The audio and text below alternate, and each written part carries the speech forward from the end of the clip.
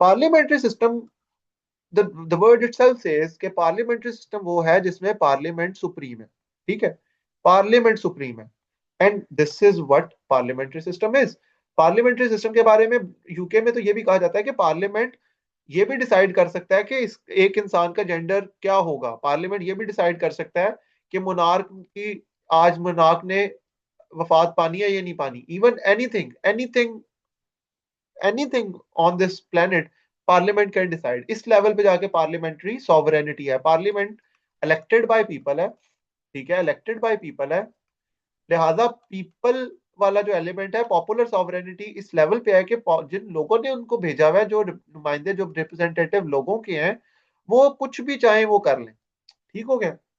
और यही प्रिंसिपल है जिसपे वो अमेंडमेंट्स आपकी आपकी जो अमेंडमेंट्स हैं वो इसी पे होती हैं कि अमेंडमेंट बेसिकली वो रिप्रेजेंटेटिव करते हैं जिनको अवाम ने भेजा हुआ है, तो वो बेसिकली अवाम के नुमाइंदे हैं।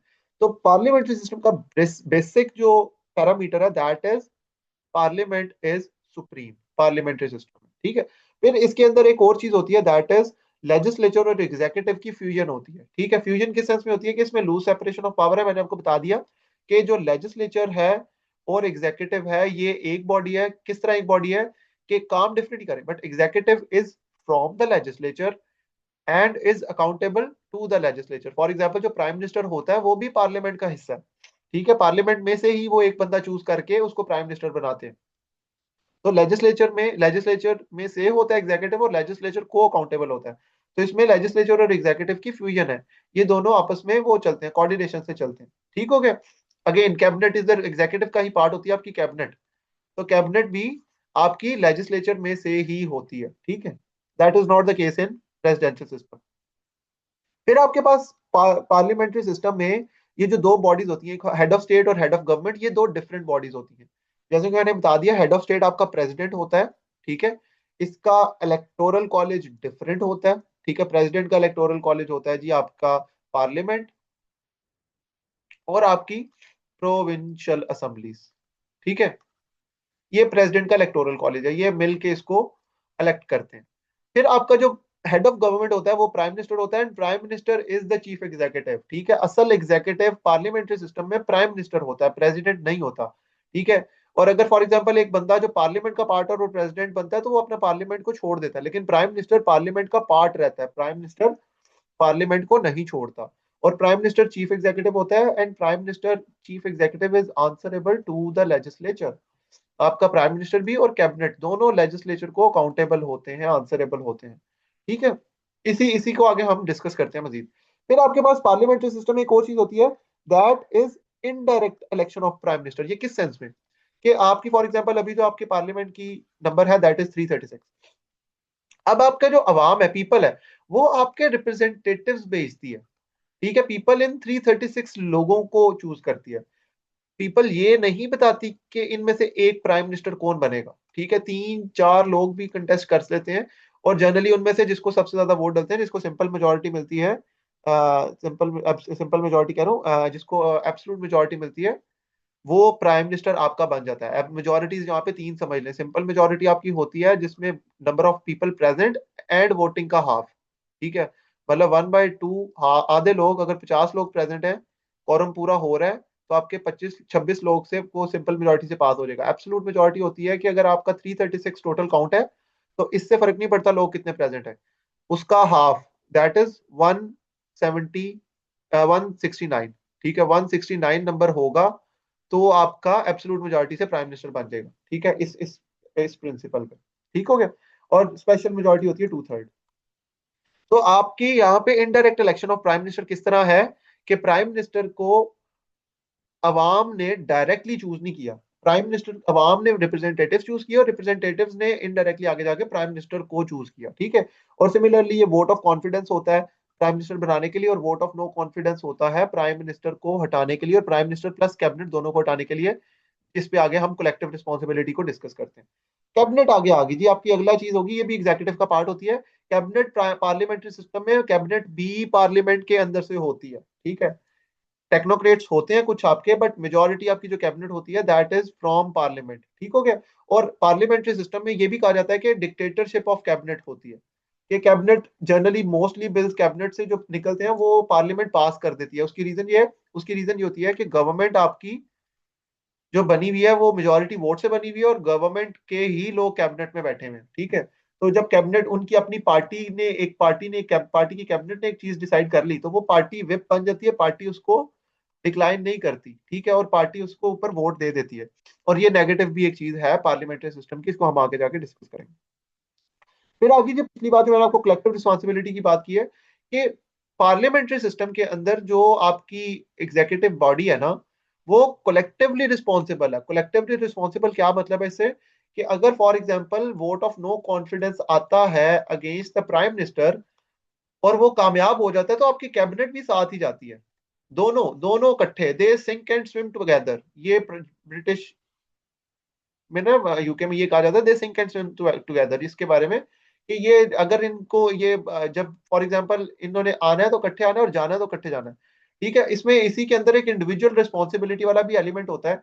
वो ये कहता है कि इंडिविजुअल जो एक मिनिस्टर है ना वो अपनी मिनिस्ट्री के लिए इंडिविजुअली भी रिस्पॉन्सिबल है। फॉर एग्जाम्पल अगर उसकी मिनिस्ट्री में कुछ इशू है तो वो अपनी मिनिस्ट्री का खुद आंसरेबल है, ठीक है। But in case of vote of no confidence, अगर प्राइम मिनिस्टर के against vote of no confidence आया है तो that vote of no confidence is considered valid against the cabinet as well, ठीक है, सेपरेट नहीं आएगा।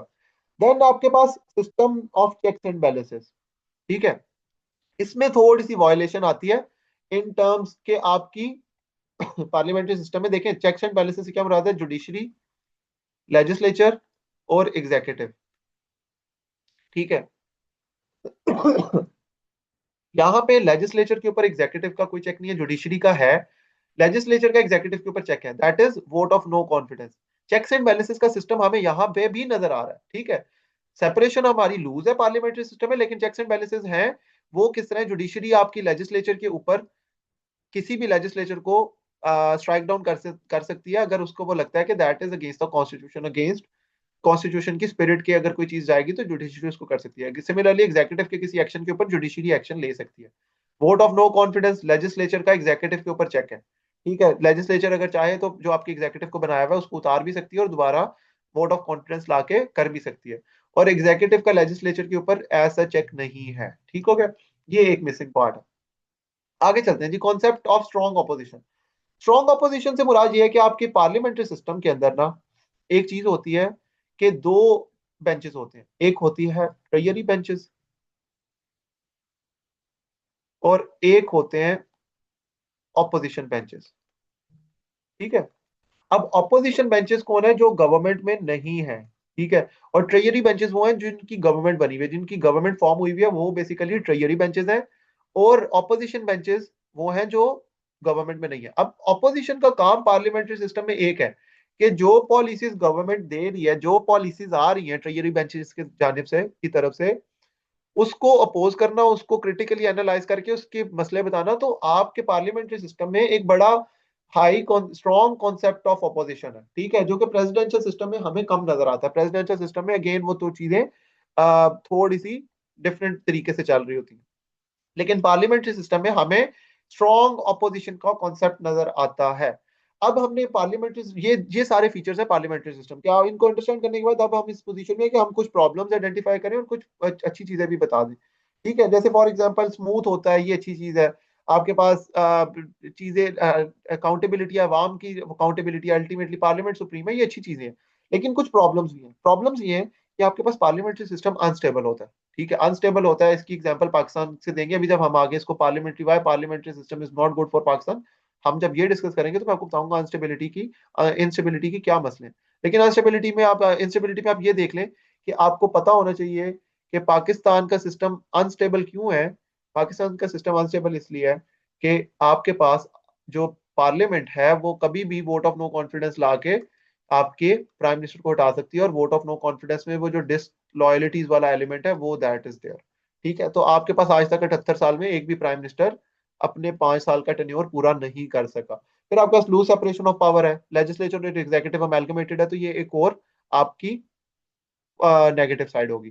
फिर पार्टीज में एंटेगोनिज्म होती है, मतलब ये पार्टीज जो होती हैं वो आपस में नफरत की हद तक चली जाती हैं एक दूसरे के खिलाफ। पॉलिटिकल पोलराइजेशन जो आज के दिन हम पाकिस्तान में देख रहे हैं, पोलराइजेशन, वो एक कहीं ना कहीं आपके पार्लियामेंट्री सिस्टम का एक नतीजा है کیونکہ پارلیمنٹری سسٹم فنکشن ہی ایسے کرتا ہے کہ پارٹیز نے اپنی جو ان کا ایجنڈا ہے، اپنی جو ان کی پالیسیز ہیں اس کے لحاظ سے چلنا ہے.